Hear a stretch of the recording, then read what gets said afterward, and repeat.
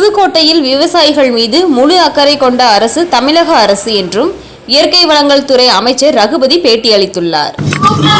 என்னென்ன சாதனைகள் எல்லாம் படைத்திருக்கிறோம் என்பதை செய்திருக்கிறோம் என்பதை இங்கே கண்காட்சியாக இன்னைக்கு வைக்கப்பட்டிருக்கிறது.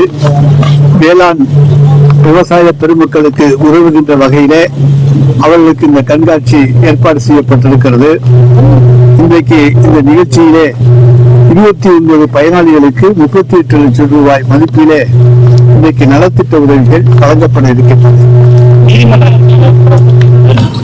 முருகபக்தர் மாநாட்டில் அரசியல் தலையிடக்கூடாது சொல்லி அவங்க போட்ட தீர்மானத்துல இந்துக்கள் அரசியல் ஒன்றிணைக்கணும், தேர்தலில் வாக்குறாங்க, இந்துவாதிகளுக்கு ஓட்டு போடக்கூடாதுன்னு சொல்றாங்க. இங்க இருக்க எல்லாருமே இந்துக்கள் தான்.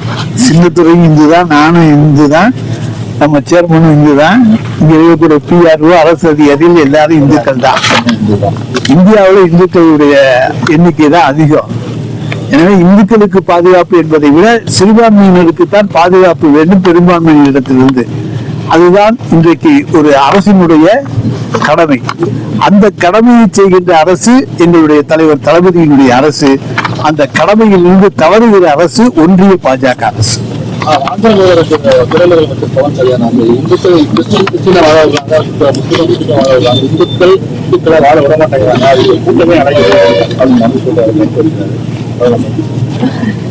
எந்த இந்துக்களை எங்க வாழ விடல சொல்லட்டும். அவர்களுக்கு ஆந்திராவில் ஏதாச்சும் அப்படி அசம்பாவிதங்கள் இருந்து இருக்கிறா, அதுக்கு நாங்கள் பொறுப்பல்ல.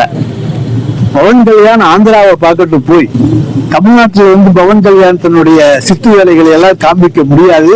அதற்கு தகுந்த இடம் இது இல்லை. அங்க வெங்கடாஜலபதிக்கு சொல்லுவாரு, இங்க நீங்க புதுசா முருகன் கோஷம் போட்டிருக்காரு. எனவே பவன் கல்யாணை போன்ற இரட்டை வேடம் போடுகின்றவர்கள் நாங்கள் அல்ல.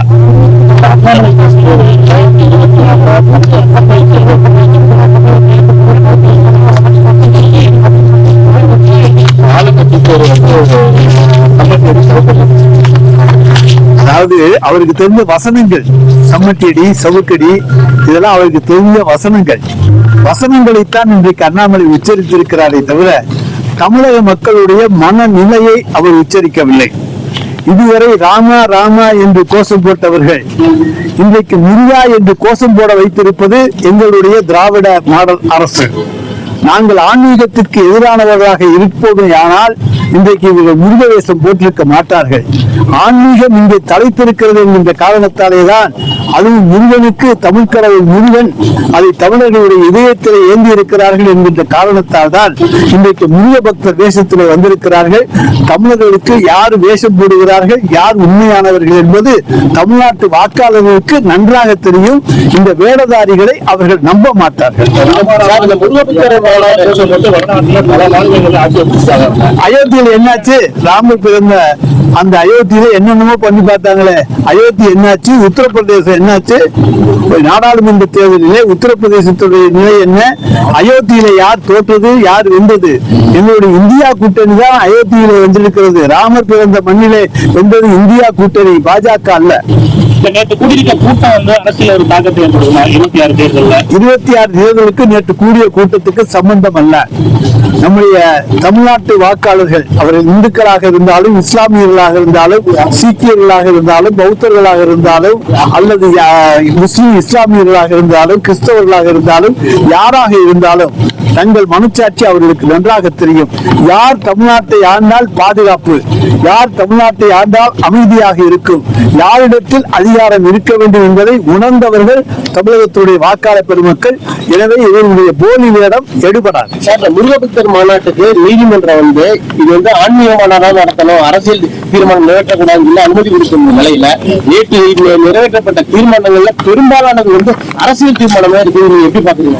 வந்திருக்கிற மக்களை அரசியலுக்காக இழுக்க வேண்ட ஒரு தோற்றத்தை அவர்கள் உருவாக்குவதற்காக தீர்மானங்களை போட்டிருக்கிறார்கள். இது முழுக்க முழுக்க நீதிமன்ற அவமதிப்பு என்பது அவர்களுக்கு நன்றாக தெரியும். ஆனாலும் துணிச்சலோடு செய்யக்கூடிய தைரியம் ஒன்றிய அரசு தங்கள் கையிலே இருக்கிறது என்கின்ற காரணத்தாலே, ஆனால் நீதித்துறை இன்றைக்கு இந்தியாவிலே சுதந்திரமாக செயல்பட்டுக் கொண்டிருக்கிறது என்பதை பல சம்பவங்கள் இன்றைக்கு சுட்டிக்காட்டி இருக்கின்றன.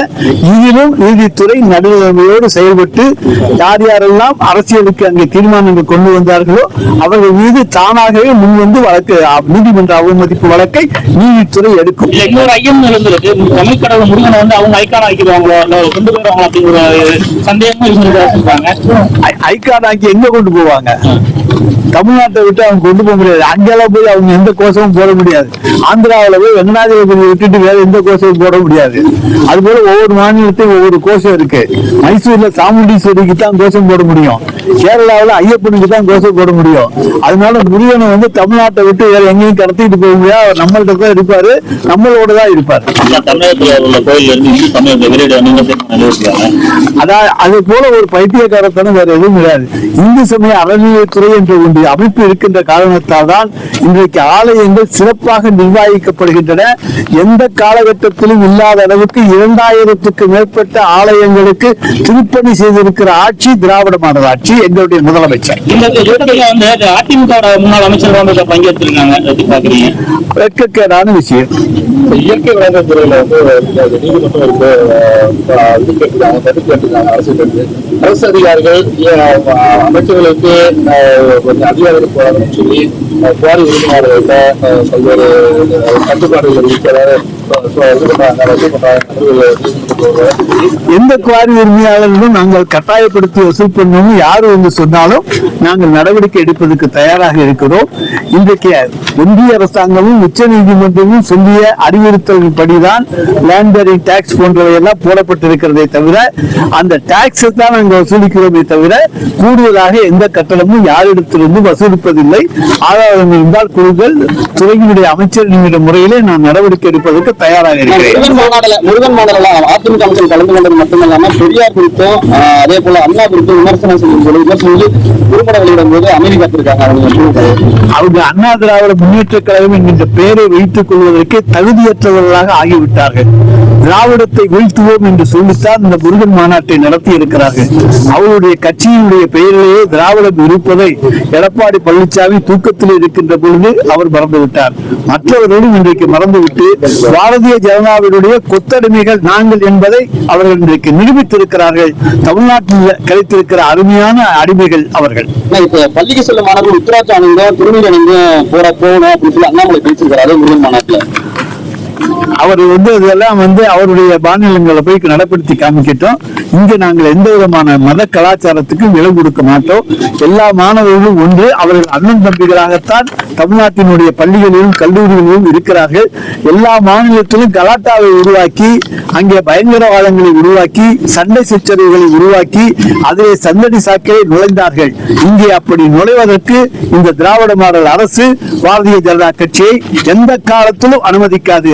அடித்து விரட்டப்படுவார்கள். தினமுல்லை செய்திகளுக்காக புதுக்கோட்டை மாவட்ட செய்தியாளர் அசோக். செய்திகளை உடனுக்குடன் தெரிந்து கொள்ள தினமுல்லை நியூஸ் தமிழ் சேனலை சப்ஸ்கிரைப் பண்ணுங்க.